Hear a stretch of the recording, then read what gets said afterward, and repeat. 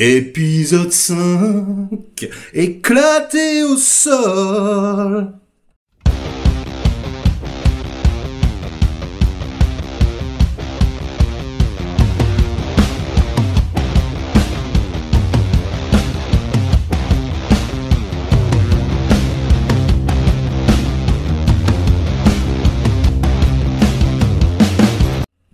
Salut les cinéphages, c'est Merege, et aujourd'hui on vient parler de l'épisode 5 de la série The Last of Us, la série HBO adaptée du célèbre jeu vidéo, la meilleure série télévisée ever, peut-être même la création audiovisuelle la plus importante de toute l'histoire de l'humanité.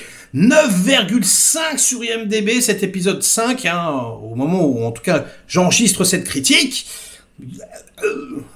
Bon, écoutez, on va essayer de redescendre un petit peu. Moi, je suis désolé, mais je suis énervé. Je suis désolé, mais Jeremy Webb, c'est le plus mauvais réalisateur là qu'on ait eu sur le show. C'est plus possible. Je veux dire, on peut plus jamais ce mec-là, quoi. C'est même plus de la caméra à l'épaule, là, c'est du... On a l'impression de voir McTiernan en train de secouer les cadreurs sur Die Hard 3. Vas-y, bouge! Bouge! Putain, les gars, quoi. Pourquoi? Il faudrait qu'on m'explique. Je veux dire, même pour un plan fixe, je veux dire, un plan, un établissement de shot comme ça, non mais les gars, qu'est-ce qui vous arrive? Enfin, bref. Comparé avec l'épisode 3, par exemple, vous allez voir, où c'était également de la caméra à l'épaule, mais où c'était très, très, très subtil.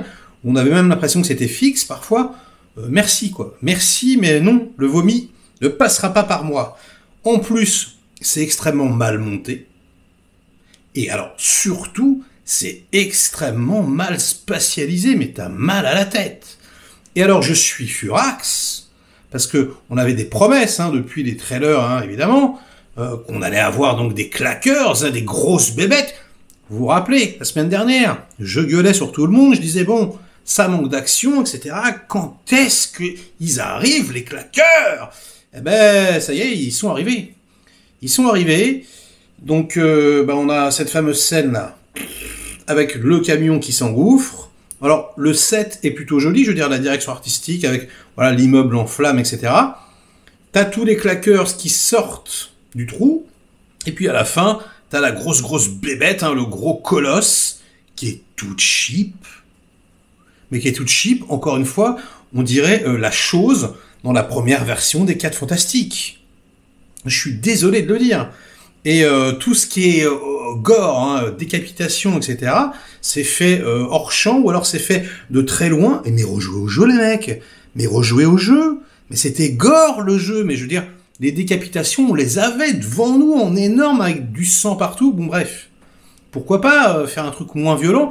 Mais on l'a tellement attendu... que merde, quoi. Et surtout, le rendu plastoc, le rendu dégueulasse. Et même avant ça, je veux dire, toute l'invasion de claqueurs et toute la scène où ils se tirent dessus, c'est tellement mal spatialisé, il y a tellement aucune tension, c'est tellement mal shooté, c'est tellement mal monté, qu'on ne ressent rien. Aucune pression. Vous avez ressenti de la pression, vous? Non, sans rire. Vous étiez là en train de faire... rien. Rien du tout. Et rendez-moi Zack Snyder, franchement. C'est pas possible, je veux dire. Et puis alors, le comportement des persos, quoi, qui essayent de régler leur compte personnel quand même, alors que y a des centaines de claqueurs partout. Non mais, c'est ridicule. Le truc était ridicule. Et je me suis dit, on a attendu 5 épisodes là pour ça. Mais il fallait que ça soit épique. Je veux dire, il fallait vraiment que ce soit la scène. Parce que, je vous l'annonce, on n'en aura plus.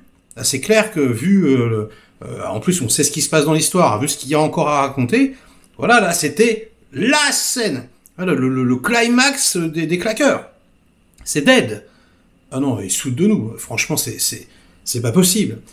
Mais bon, certains vont me dire que c'est pas grave. Certains vont me dire, mais de toute façon, t'es un gros bourrin, tu veux de l'action tout le temps, on est sur un truc plus intime, on est sur quelque chose, qui essaye d'avoir du cœur, c'est pas grave, les scènes d'action, on s'en fout, etc. On s'en fout pas, surtout que c'est adapté d'un truc où il y a énormément d'action, encore une fois, mais soit, admettons, on enlève les scènes d'action, allez, c'est pas grave, admettons qu'ils veulent se concentrer donc sur le cœur de l'histoire.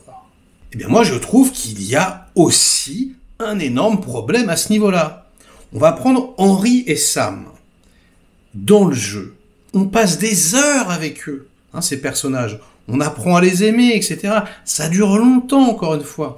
On y rejoue, on recommence, on respawn. Vous voyez ce que je veux dire? Là, on commence par un flashback.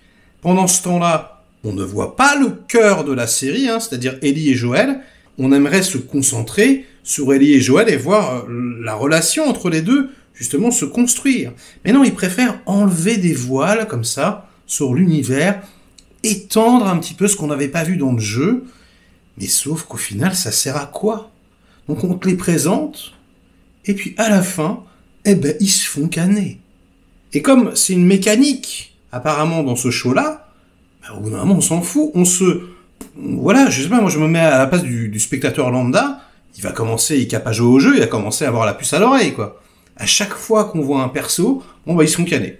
Ou ils vont disparaître, ils se prennent une bastos, ils vont se faire écraser par un truc. Purée, mais encore une fois, du coup, mais concentrez-vous sur Ellie et Joel, quoi. Concentrez-vous sur ça. Même là, finalement, Ellie, elle est plus touchante et on en apprend plus sur elle parce que elle parle, donc du coup, avec le petit garçon, etc. Et qu'il y a, voilà, une sorte de... Allez, ça pour le coup, c'était pas mal. Ça, c'était un petit peu émouvant. Je veux dire, à la fin de l'épisode, c'était plutôt bien. Il y avait quand même, voilà, quelque chose qui se passait.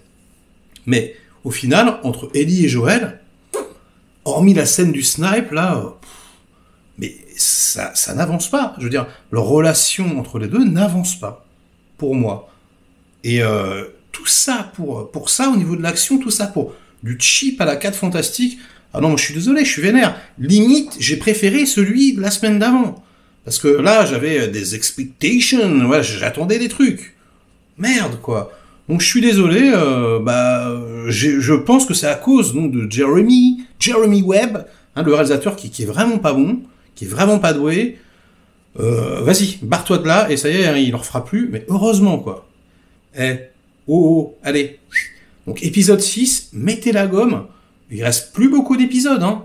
Il reste, voilà, 4 épisodes, ça y est, on a vu plus de la moitié, et on a envie que le schmilblick avance. Et on a envie vraiment de rester sur Ellie et Joel, arrêter de nous enlever des voiles sur des trucs dont on n'a absolument rien à battre, et remettez les trucs qui étaient intéressants, quoi. Nous, on voulait pas forcément avoir d'informations sur des PNJ, franchement, dont on se tape, en vérité, mais plus sur l'univers qui est censé constituer une menace.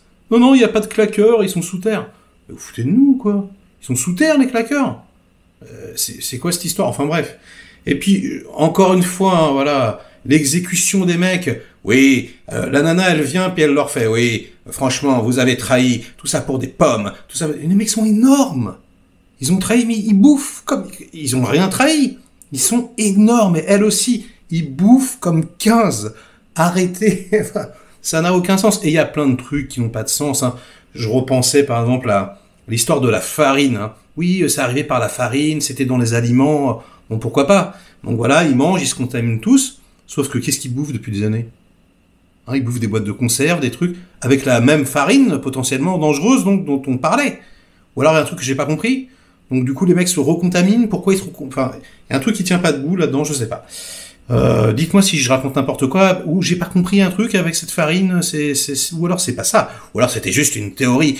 Bref, il y a plein de trucs qui partent en vrillette, et ça m'énerve, et surtout, ben voilà, on n'aura pas eu nos claqueurs, on n'aura pas eu notre gros monstre là, on n'aura pas eu la tension du jeu, le gluant, les explosions de tête en gros plan, le gore, les décapitations, voilà, rejouer au jeu, quoi. Bon, ça sera tout pour cette critique. Likez la vidéo si elle vous a diverti un minimum, délikez-la sinon. Inondez-moi de commentaires comme d'habitude pour faire marcher le petit robot YouTube. Et nous, on se retrouve très vite pour de prochaines aventures. Ciao!